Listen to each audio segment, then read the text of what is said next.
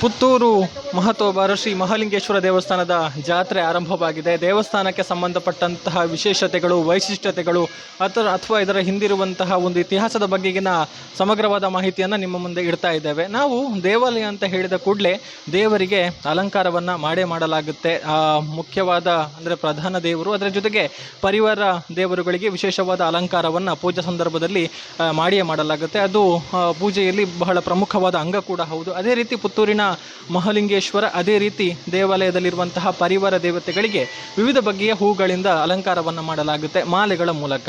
ಆದರೆ ಎಷ್ಟೇ ಬಗೆಯ ಅಲಂಕಾರವನ್ನು ಮಾಡಿದರೂ, ಎಷ್ಟೇ ವೈವಿಧ್ಯಮಯ ಅಥವಾ ವಿವಿಧ ವಿನ್ಯಾಸದಲ್ಲಿ ಒಂದು ಅಲಂಕಾರವನ್ನು ಮಾಡಿದರೂ ಪೂಜೆಗೆ ಮೂಲವಾಗಿ ಬೇಕಾಗಿರುವಂಥದ್ದು ದರ್ಬೆಯಲ್ಲಿ ಕಟ್ಟಿದ ಮಾಲೆ ಅನ್ನುವಂಥದ್ದು. ಸೊ ನಾವು ಗಮನಿಸಿದ ಹಾಗೆ ದೇವರು ಗರ್ಭಗುಡಿಯಿಂದ ಉತ್ಸವ ಇರ್ಬೋದು ಅಥವಾ ಬಲಿ ಇರ್ಬೋದು, ಯಾವುದೇ ಸಂದರ್ಭದಲ್ಲಿ ಗರ್ಭಗುಡಿಯಿಂದ ಹೊರಗಡೆ ಬರಬೇಕು ಅಂತಾದರೆ ಈ ಮಾಲೆ ಬೇಕೇ ಬೇಕು. ಸೊ ಅದನ್ನು ಪ್ರತಿನಿತ್ಯ ದೇವಸ್ಥಾನದಲ್ಲಿ ಏನು ಪೂಜೆಗಳಾಗುತ್ತೆ, ಪ್ರಧಾನ ದೇವರು ಮಹಾಲಿಂಗೇಶ್ವರ, ಅದೇ ರೀತಿ ಪರಿವಾರ ದೈವಗಳಿಗೆ ಏನು ಪೂಜೆ ಆಗುತ್ತೆ ಆ ಸಂದರ್ಭದಲ್ಲಿ ಪ್ರತಿ ಪೂಜೆಯ ಸಂದರ್ಭದಲ್ಲೂ ಕೂಡ ಈ ಒಂದು ದರ್ಬೆಯಲ್ಲಿ ಕಟ್ಟಿದಂತಹ ಹೂವಿನ ಮಾಲೆ ಬೇಕೇ ಬೇಕಾಗುತ್ತೆ ಅನ್ನುವಂಥ. ಸೊ ನಾವು ಈಗ ಆ ಒಂದು ತಂಡ ಏನಿದೆ, ಆ ಒಂದು ದಿನನಿತ್ಯದ ಸೇವೆಗೆ ಆ ಒಂದು ಹೂವಿನ ಮಾಲೆಯನ್ನು ಸಿದ್ಧಪಡಿಸುವಂಥ ತಂಡ ಏನಿದೆ ಅವರ ಜೊತೆಗಿದ್ದೇವೆ. ಇಲ್ಲಿ ನೋಡಬಹುದು, ಇವರು ಆ ಒಂದು ಮಾಲೆಯನ್ನು ಕಟ್ಟುವಂತಹ ಕೆಲಸದಲ್ಲಿ ನಿರತರಾಗಿದ್ದಾರೆ. ಇದು ಜಾತ್ರೋತ್ಸವದ ಸಂದರ್ಭದಲ್ಲಿ ಈ ಒಂದು ಹೂವಿನ ಬೇಡಿಕೆ ಹೆಚ್ಚಾಗಿರುತ್ತೆ. ಅದಕ್ಕೆ ಪೂರಕವಾಗಿ ವಿವಿಧ ವಿನ್ಯಾಸ ಅಲಂಕಾರದಲ್ಲಿ ಅದನ್ನು ಕಟ್ಟುವಂತಹ ಕೆಲಸವನ್ನು ಮಾಡ್ತಾ ಇದ್ದಾರೆ. ಅದೇ ರೀತಿ ಪ್ರತಿನಿತ್ಯ ಈ ಒಂದು ಪೂಜೆಯ ಸಂದರ್ಭದಲ್ಲಿ ಅಥವಾ ಬೇಕಾದಂಥ ಸಂದರ್ಭದಲ್ಲಿ ಮಾಲೆಯನ್ನು ಕಟ್ಟುವಂಥವರು ನಮ್ಮ ಜೊತೆಗಿದ್ದಾರೆ. ಸೊ ಅವರನ್ನು ಮಾತಾಡಿಸೋಣ. ಮೊದಲನೇದಾಗಿ ಈಗ ನಮ್ಮ ಜೊತೆಗೆ ಇಲ್ಲಿ ನಿತ್ಯ ಹೂವನ್ನು ಕಟ್ತಾ ಇರುವಂತಹ ಗೋವಿಂದ ಭಟ್ ಅವರಿದ್ದಾರೆ. ಮೊದಲಿಗೆ ಅವರನ್ನು ಮಾತಾಡಿಸೋಣ. ಸರ್ ನಮಸ್ತೆ. ನಮಸ್ತೆ. ನಾನು 21 ವರ್ಷದಿಂದ ಇದೇ ಮಹಾಲಿಂಗೇಶ್ವರ ದೇವಸ್ಥಾನದಲ್ಲಿ ಕೆಲಸ ಮಾಡ್ತಾ ಇದ್ದೇನೆ. ನನಗೆ ಪ್ರತಿನಿತ್ಯ ಇಲ್ಲಿ 7 ಮಾಲೆ ಆಗಬೇಕು ಶಿವನಿಗೆ, ಮತ್ತು ಸೋಮವಾರ ವಿಶೇಷ ದಿವಸ 9 ಮಾಲೆಯನ್ನು ಆಗಬೇಕು. ಅದು ಇಲ್ಲಿಯ ಇದು. ಮತ್ತು ವಿಶೇಷ ಕಾರ್ಯಕ್ರಮ ದಿವಸ ನನ್ನ ಅಣ್ಣ ಗಂಗಾಧರ ಅಂತ ಹೇಳುವವರು ಇರ್ತಾರೆ, ಅವರು ಬರ್ತಾರೆ. ಮತ್ತು ವಿಶೇಷ ಕಾರ್ಯಕ್ರಮ ಇದ್ದರೆ ನಮ್ಮ ಚಂದ್ರಶೇಖರ್ ಅಂತೇಳಿ, ಅವರು ಮೊದಲೇ ಇಲ್ಲಿ ಇದ್ದವರು, ಮೊದಲು ಇಲ್ಲಿಯ ಇದಾಗಿ ನೌಕರ ಆಗಿದ್ದವರು, ಈಗ ಬೇರೆ ಉಡುಪಿಯಲ್ಲಿ ಇರ್ತಾರೆ. ಹಾಗೆ ಈಗ ಅವರು ಈ ವಿಶೇಷ ಕಾರ್ಯಕ್ರಮದಲ್ಲಿ 10 ದಿವಸ ಪಾಲ್ಗೊಳ್ತಾರೆ. ಇಲ್ಲಿ ಒಮ್ಮೆ ಬಂದವರು ಇಷ್ಟರವರೆಗೆ ಒಮ್ಮೆ ಬಂದು ಕೆಲಸ ಮಾಡಿದವರು ಪುನಃ ಈ ಜಾತ್ರೆಯ ಸಂದರ್ಭದಲ್ಲಿ ಎಲ್ಲರೂ ಸಿಗ್ತಾರೆ. ಗಂಗಾಧರ ಅಂತ ಹೇಳೋರು ಅವರ ತಮ್ಮಂದು ಬರ್ತಾರೆ, ಅವಿನಾಶ್ ಅಂತ ಮಗ ಆಗಿದ್ದರು. ಮತ್ತು ಚಂದ್ರಶೇಖರ್ ಅವರು ಹಾಗೆ ಇಲ್ಲಿಯ ಕೆಲಸ ಮಾಡಿದವರು ಇಲ್ಲಿ ವಿಶೇಷ ಕಾರ್ಯಕ್ರಮದಲ್ಲಿ ಹೆಚ್ಚಾಗಿ ನಮ್ಮೊಟ್ಟಿಗೆ ಸೇರ್ತಾರೆ, ತುಂಬ ಸಹಾಯವನ್ನು ಮಾಡ್ತಾರೆ. ಅದು ಇಲ್ಲಿಯ ವಾಡಿಕೆ. ಮತ್ತು ಅದೇ ತಿಂಗಳಿಗೊಮ್ಮೆ ಅಥವಾ 2 ತಿಂಗಳಿಗಿಂತ ಎಲ್ಲ ಕೆಲಸಕ್ಕೆ ಅದೇ ಅಣ್ಣ ಅಂತೇಳಿ ಗಂಗಾಧರ್ ಅವರು ಬಂದು ಎಲ್ಲ ಕೆಲಸದಲ್ಲಿ ಪಾಲ್ಗೊಳ್ತಾರೆ, ನಮಗೆ ಸಹಾಯವನ್ನು ಮಾಡ್ತಾರೆ. ಇಲ್ಲಿ ನಿತ್ಯ ನೀವು ಮಾಲೆಯನ್ನು ತಯಾರು ಮಾಡ್ತೀರಿ, ಮಾಲೆಯನ್ನು ಕಟ್ತೀರಿ. ಎಷ್ಟು ಸಮಯ ಆಗುತ್ತೆ, ಎಷ್ಟು ಟೈಮ್ ಬೇಕಾಗುತ್ತೆ? ಒಂದು 2 ಗಂಟೆ ಸಮಯ ಬೇಕು. 7 ಮಾಲೆಗೆ ಸಾಧಾರಣವಾಗಿ 2 ಗಂಟೆ ಟೈಮನ್ನು ಇದಕ್ಕೆ ನಾವು ಉಪಯೋಗಿಸುತ್ತೇವೆ. ಇದಕ್ಕೆ ಹೆಚ್ಚು ಒಮ್ಮೊಮ್ಮೆ ನಮಗೆ ಐಟಮ್ಗಳು ಇರುವುದಿಲ್ಲ. ಈಗ ಬಿಲ್ಲಪತ್ರ, ಹಿಂಗಾರ, ತುಳಸಿ, ಕೇಪಳ, ಈ 4 ಐಟಮ್ಗಳು ನಮಗೆ ಮುಖ್ಯವಾಗಿ ಬೇಕಾದಂಥದ್ದು. ಸಾಧಾರಣವಾಗಿ ಸೋಮವಾರ ಅದೇ ಐಟಮ್ ನಮಗೆ ಬೇಕಾದಕ್ಕಿಂತ ಜಾಸ್ತಿ ಬರ್ತದೆ. ಅದೇ ಬಾಕಿ ದಿವಸ ಸ್ವಲ್ಪ ಕಷ್ಟ ಆಗ್ತದೆ, ನಾವು ಬೇರೆ ಕಡೆ ಹತ್ತಿರದಿಂದ ನಾವು ತರಬೇಕಾದಂಥ ಪರಿಸ್ಥಿತಿ ಬರ್ತದೆ. ಹಿಂಗಾರ, ಕೇಪಳ, ತುಳಸಿ, ಬಿಲ್ಲಪತ್ರೆ, ಅದು 4 ಐಟಮ್ಗಳು. ಅದಿಲ್ಲ ಅಂತಿದ್ದರೆ ಮತ್ತೆ ಬೇರೆ ಇದರಲ್ಲಿ ಆದರೂ ಆಗಲೇಬೇಕು. ಹೌದೌದು ಹಾಂ ಹಾಗೆಲ್ಲ ಅದೇನಿಲ್ಲ. ಅದೇ ಐಟಮ್ಗಳು ನಮಗೆ ಸಿಕ್ಕಿದಷ್ಟು ನಮಗೆ ಒಂದು ಖುಷಿ. ಯಾಕೆಂದರೆ ಈಗ ನಾಳೆಗೆ ಬೇಕಾದಂಥ ಐಟಮ್ ಇವತ್ತೇ ಬಂದರೆ ನಮಗೆ ತುಂಬ ಉಪಕಾರ ಆಗ್ತದೆ. ಇಲ್ಲಂತಿದ್ದರೆ ನಾಳೆ ಅದು ನಮ್ಮ ಸಮಯಕ್ಕೂ ತುಂಬ ಇದಾಗ್ತದೆ. 2 ಗಂಟೆ ಟೈಮ್ ಅಂತ ಹೇಳಿದರೆ ಅದಕ್ಕೆ ರೆಡಿ ಮಾಡಲಿಕ್ಕೆ 2 ಗಂಟೆ ಬೇಕು. ಅದು ಬೇರೆ ಕಡೆಯಿಂದ ತರುವಂಥದ್ದು ಅಂತ ಹೇಳಿದರೆ ಮತ್ತು ಆ ಕೊಟ್ಟವರಿಗೂ ಒಂದು ಅದರಲ್ಲಿ ಖುಷಿ ಇರ್ತದೆ. ನಾವು ತಂದಂಥ ಇದು ದೇವರಿಗೆ ಸಮರ್ಪಣೆ ಆಗಿದೆ ಅಂತ ಹೇಳೊಂದು ಇರ್ತದೆ. ಹಾಗೆ ಪರಿಚಯದವರು ಹೆಚ್ಚಾಗಿ ತಂದು ಕೊಡ್ತಾರೆ ಇಷ್ಟವರೆಗೆ. ಅದು ಈಗ ಮೊನ್ನೆಯಿಂದ ಈಗ 10 ತಾರೀಕಿನ ನಂತರ ನಮಗೆ ಬೇಕಾದಕ್ಕಿಂತ ಜಾಸ್ತಿ ಬರ್ತಾ ಉಂಟು, ಏನು ತೊಂದರೆ ಇಲ್ಲ. ಹಾಗೆ ಬಾಕಿ ನಿತ್ಯದಲ್ಲಿ ಸಹ ಬಂದರೆ ಒಳ್ಳೆಯದು ಅಂತ ಹೇಳೊಂದು ಇದು. ಓಕೆ. ಹೌದು, ಮಾಲೆಯೂ ಆಗ್ತದೆ, ಜೊತೆಗೆ ದೇವರನ್ನು ಒಂದು ಸುಂದರವಾಗಿ ಅಲಂಕಾರ ಮಾಡಲಿಕ್ಕೂ ಆಗ್ತದೆ. ಹೌದು. ಧನ್ಯವಾದಗಳು ಒಂದು ಮಾಹಿತಿಯನ್ನು ಕೊಟ್ಟದ್ದಕ್ಕಾಗಿ. ಸೊ ಇದೀಗ ಇನ್ನಷ್ಟು ಮಾಹಿತಿಯನ್ನು ಕೊಡೋದಕ್ಕೆ ನಮಗೆ ಈ ಒಂದು ವಿಶೇಷವಾದ ಸಂದರ್ಭದಲ್ಲಿ ಬಂದು ಸೇವೆಯಲ್ಲಿ ತೊಡಗಿಕೊಳ್ಳುವಂಥ ಗಂಗಾಧರ್ ಭಟ್ ಅವರಿದ್ದಾರೆ. ಅವ್ರ ಜೊತೆ ಮಾತಾಡಿಕೊಳ್ಳೋಣ. ನಮಸ್ತೆ.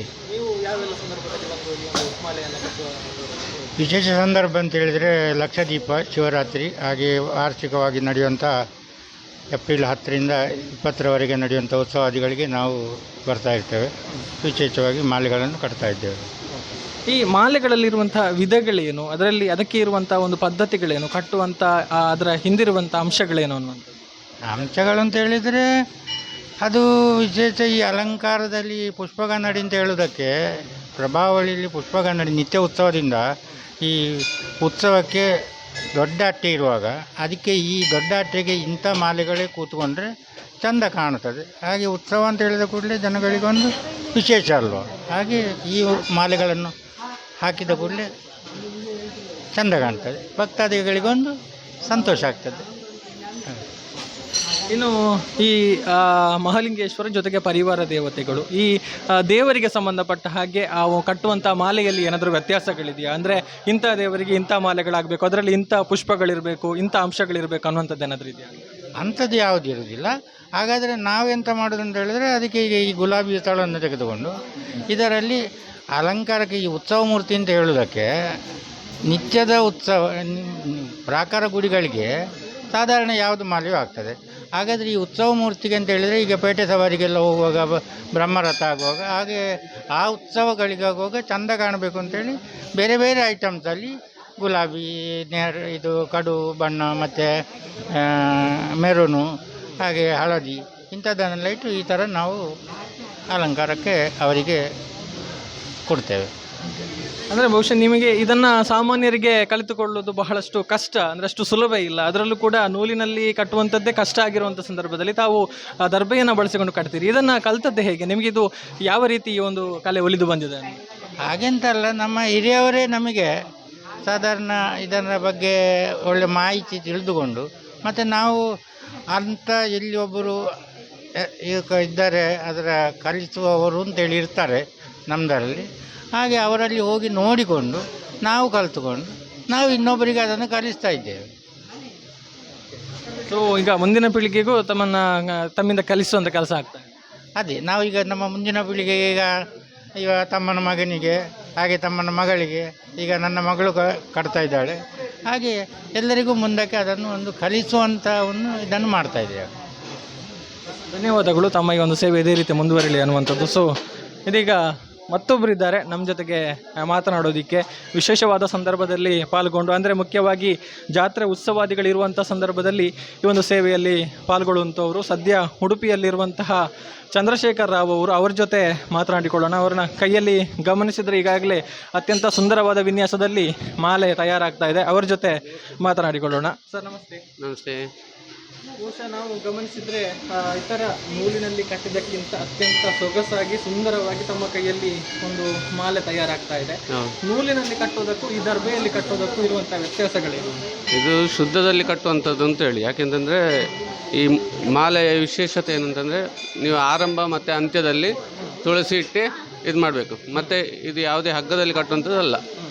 ದರ್ಬೆಯನ್ನು ಉಪಯೋಗಿಸಿ, ದರ್ಬೆಯನ್ನು ಕೊಯ್ದು ಅದನ್ನು ಒಣಗಿಸಿ, ಬಿಸಿಲಿಗೆ ಒಣಗಿಸಿ, ಮತ್ತು ಅದನ್ನು ನೀರು ಹಾಕಿ ಮತ್ತು ಹೀಗೆ ತಿರುಗಿಸಿ ಕಟ್ಟುವಂಥದ್ದು. ಮಾಮೂಲಿ ನಿಮ್ಮ ನೂಲಲ್ಲಿ ಕಟ್ಟುವ ಥರ ಅಷ್ಟು ಸುಲಭದಲ್ಲಿ ಇದು ಮಾಡಲಿಕ್ಕೆ ಆಗೋದಿಲ್ಲ, ಕಟ್ಟಲಿಕ್ಕೆ ಆಗೋದಿಲ್ಲ. ಇದು ಅದೇ ವಿಶೇಷತೆ ಇದರದ್ದು. ಇದು ಬೇಕೇ ದೇವರಿಗೆ ವಿಶೇಷ ಸಂದರ್ಭದಲ್ಲಿ ಇಂತಲ್ಲ, ದೈನಂದಿನ ಪೂಜೆಗೂ ಇದು ಬೇಕೇ.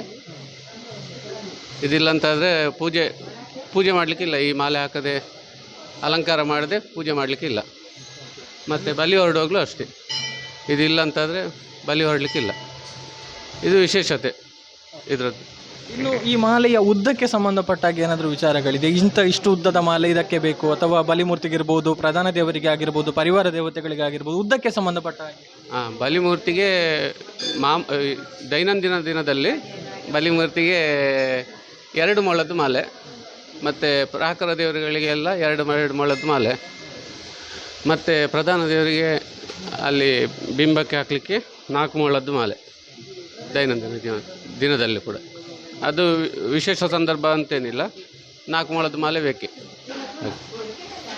ಸೊ ಬಹುಶಃ ತಾವು ಈ ವಿಶೇಷ ಸಂದರ್ಭದಲ್ಲಿ ಈಗ ಉಡುಪಿಯಲ್ಲಿದ್ದೀರಿ, ಉಡುಪಿಯಿಂದ ಬಂದು ಈ ಸೇವೆಯಲ್ಲಿ ಪಾಲ್ಗೊಳ್ತಾ ಇದ್ದೀರಿ. ಸೊ ಬಾಕಿ ಅವಧಿಯಲ್ಲಿ ಏನು ಮಾಡ್ತೀರಿ, ಅಥವಾ ಈ ಒಂದು ಸೇವೆಯಲ್ಲಿ ತಮಗಿರುವಂಥ ತೃಪ್ತಿಯ ಬಗ್ಗೆ ಹೇಳಿ? ನಾನು ಆ್ಯಕ್ಚುಲಿ ಮೊದಲು ಉಡುಪಿಯಲ್ಲಿ ವರ್ಕ್ ಮಾಡ್ತಾಯಿದ್ದೆ ಪ್ರೈವೇಟ್ ಕಂಪನಿಯಲ್ಲಿ. ಆದರೂ ಕೂಡ ವಿಶೇಷ ಸಂದರ್ಭದಲ್ಲಿ ಮತ್ತು ಜಾತ್ರೆ ಸಂದರ್ಭದಲ್ಲಿ ಇಲ್ಲಿ ಬಂದು ದೇವರ ಸೇವೆಯನ್ನು ಮಾಡುವಂಥ ಭಾಗ್ಯ ನಮಗೆ ಒದಗಿದೆ. ನಾವು ಬಂದು ಮಾಡೋದಕ್ಕಿಂತಲೂ ಆ ಭಾಗ್ಯ ಒದಗಿದ್ರಿಂದ ನಾವು ಇಲ್ಲಿ ಬಂದು ಮಾಡಲಿಕ್ಕೆ ಒಂದು ಯೋಗ ಸಿಕ್ಕಿದೆ ನಮಗೆ, ಬಂದು ಮಾಡ್ತಾ ಇದ್ದೇವೆ. ಮತ್ತು ಈಗ ಸದ್ಯ ಬಿಸ್ನೆಸ್ ಮಾಡ್ತಾ ಇದ್ದೇನೆ ಉಡುಪಿಯಲ್ಲಿ ಸಾಧಾರಣ ಒಂದು 6 ವರ್ಷದಿಂದ. ಮತ್ತು ವಿಶೇಷ ಸಂದರ್ಭದಲ್ಲಿ ಬರ್ತೇನೆ, ಏನಾದರೂ ಜಾತ್ರೆ ಇಂಥ ಇದ್ದರೆ ಬರ್ತೇನೆ. ಉದ್ಯಮದಲ್ಲಿ ತೊಡಗಿಸಿಕೊಂಡಿದ್ರು ಆ ಒಂದು ಸೇವೆಯನ್ನು ಮಾಡಬೇಕು, ಅದರಿಂದ ವಿಮುಖರಾಗಬಾರ್ದು ಅನ್ನುವಂಥ ನೆಲೆಯಲ್ಲಿ ಬಂದು ಪಾಲ್ಗೊಳ್ತಾ ಇದ್ದಾರೆ. ಖಂಡಿತ ಖಂಡಿತ ಖಂಡಿತ. ಸುಮಾರು ವರ್ಷದಿಂದ, ಅಂದರೆ ನನ್ನ ತಂದೆಯವರೇ ಇಲ್ಲಿ ಕೆಲಸ ಮಾಡ್ತಾಯಿದ್ರು, ಅವರ ನಂತರ ನಾನು ಮಾಡ್ತಾಯಿದ್ದೆ. ಮತ್ತು ಮನೆಯಲ್ಲಿ ಯಾರಿಲ್ಲ ಅಂತೇಳಿ ಒಂದು ಪರಿಸ್ಥಿತಿ ಬಂದದ್ರಿಂದ, ಮನೆಯಲ್ಲಿ ಅಪ್ಪ ಅಮ್ಮನೊಟ್ಟಿಗೆ ಯಾರಿಲ್ಲ ಅಂತ ಹೇಳೋ ಪರಿಸ್ಥಿತಿ ಬಂದದ್ರಿಂದ ನಾನು ಅಲ್ಲಿ ಹೋಗಬೇಕಾಗಿ ಬಂತು ಉಡುಪಿಗೆ. ಹಾಗೆ ಇಲ್ಲಿ ಕೆಲಸವನ್ನು ಬಿಟ್ಟು ಅಲ್ಲಿ ಬೇರೆ ಪ್ರೈವೇಟ್ ಕಂಪನಿಯಲ್ಲಿ ವರ್ಕ್ ಮಾಡ್ತಾಯಿದ್ದೆ. ಅದನ್ನೀಗ ಒಂದು 6 ವರ್ಷದಿಂದ ಬಿಟ್ಟು ಈಗ ಸ್ವಂತ ಬಿಸ್ನೆಸ್ ನಾನೇ ಮಾಡ್ತಾಯಿದ್ದೇನೆ. 3 ಜನ ಕೆಲಸದವರನ್ನು ಇಟ್ಕೊಂಡು ಸ್ವಂತ ಬಿಸ್ನೆಸ್. ಖಂಡಿತ ಖಂಡಿತ. ಓಕೆ, ಈ ದರ್ಬೆ ಮಾಲೆಗೆ ಸಂಬಂಧಪಟ್ಟ ಹಾಗೆ ಅಂದರೆ ಇದು ಎಲ್ಲ ಕ್ಷೇತ್ರಗಳಲ್ಲೂ ಈ ರೀತಿಯ ಸಂಪ್ರದಾಯ ಕಂಡು ಬರುತ್ತೆ ಅಥವಾ ಕೆಲವು ಕ್ಷೇತ್ರಗಳಿಗೆ ಸೀಮಿತವಾಗಿರುತ್ತಾ ಅನ್ನೋದು? ಇಲ್ಲ, ಎಲ್ಲ ಕ್ಷೇತ್ರದಲ್ಲಿಯೂ ದರ್ಬೆ ಮಾಲೆ ಅಂತ ಹೇಳುವಂಥದ್ದು ವಿಶೇಷವಾದ ಒಂದು ಇದು ಅಲಂಕಾರಕ್ಕೆ ಉಪಯೋಗಿಸುವಂಥ ಮಾಲೆ.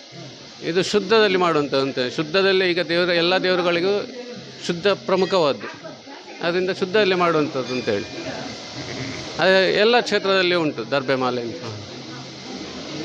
ಇದು ಈ ಒಂದು ವಿಶೇಷ ಅಂದರೆ ದರ್ಬೆ ಮಾಲೆಗೆ ಸಂಬಂಧಪಟ್ಟ ಹಾಗೆ ಇರುವಂತಹ ಮಾಹಿತಿಯನ್ನು ಕೊಟ್ಟಿರುವಂಥದ್ದು. ಅಂದರೆ ದೇವರು ಈಗಾಗಲೇ ಹೇಳಿದ ಹಾಗೆ ಗರ್ಭಗುಡಿಯಿಂದ ಹೊರಗಡೆ ಬರಬೇಕು ಅಂತಾದರೆ ಈ ಒಂದು ಮಾಲೆ ಬೇಕು. ಮಾತ್ರ ಅಲ್ಲ, ದಿನನಿತ್ಯದ ಪೂಜೆ ಪುನಸ್ಕಾರ ಏನು ನಡೆಯುತ್ತೆ, ಪ್ರಧಾನ ದೇವರಾದಂತಹ ಮಹಾಲಿಂಗೇಶ್ವರ ಇರ್ಬೋದು, ಪರಿವಾರ ದೇವತೆಗಳಿರ್ಬೋದು, ಎಲ್ಲರ ಪೂಜೆಗೂ ಕೂಡ ಈ ಒಂದು ದರ್ಬೆ ಮಾಲೆ ಬೇಕೇ ಅನ್ನುವಂಥದ್ದು. ಸೊ ಇದು ಆ ದರ್ಬೆ ಮಾಲೆಯನ್ನು ತಯಾರಿಸುವಂಥ ಒಂದು ತಂಡ ಏನಿದೆ, ದಿನನಿತ್ಯ ಈ ಒಂದು ಸೇವೆಯಲ್ಲಿ ತೊಡಗಿಸಿಕೊಂಡಿರುವಂತಹ ತಂಡದ ಬಗೆಗಿನ ಮಾಹಿತಿ, ಮುಂದಿನ ಒಂದು ವಿಶೇಷವಾದ ಮಾಹಿತಿಯ ಜೊತೆಗೆ ಮತ್ತೆ ಇನ್ನಷ್ಟು ಮಾಹಿತಿಯನ್ನು ತಗೊಂಡು ನಿಮ್ಮ ಮುಂದೆ ಬರ್ತೀನಿ. ಹರಿಪ್ರಸಾದ್ ಜೊತೆಗೆ ಗೌತಮ್ ಶೆಟ್ಟಿ, ಸುದ್ದಿ ನ್ಯೂಸ್, ಪುತ್ತೂರು.